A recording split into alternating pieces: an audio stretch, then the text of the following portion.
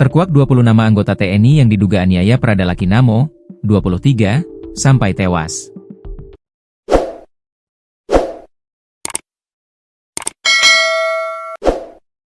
Baru-baru ini anggota TNI di Kupang bernama Prada Laki tewas diduga dianiaya seniornya.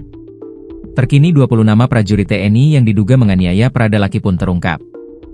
Diwartakan sebelumnya, Prada Laki yang merupakan prajurit Batalion Teritorial Pembangunan 834 Wakangamere, Yonif TP 834 WM, Kabupaten Nagekeo, NTT dilaporkan meninggal dunia secara tragis. Prada Laki diduga tewas karena disiksa oleh seniornya dengan cara sadis. Belakangan beredar soal kronologi penyiksaan yang dialami Prada Laki sebelum meninggal berdasarkan laporan Asintel Kasdam 9 Udayana.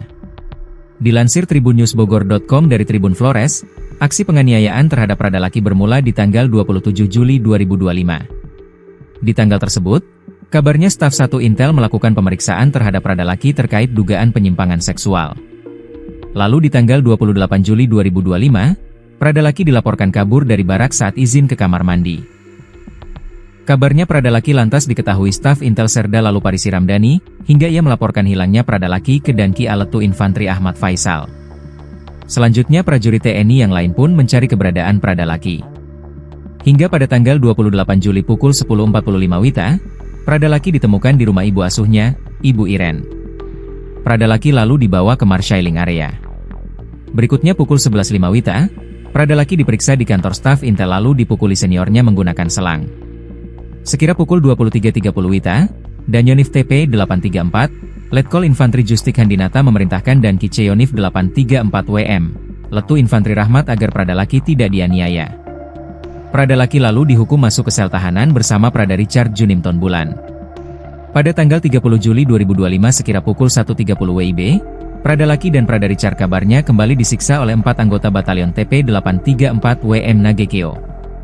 Lalu di tanggal 2 Agustus 2025, Prada Laki mengalami muntah-muntah sedangkan Prada Richard demam. Keduanya lalu dibawa ke Puskesmas Kota Danga.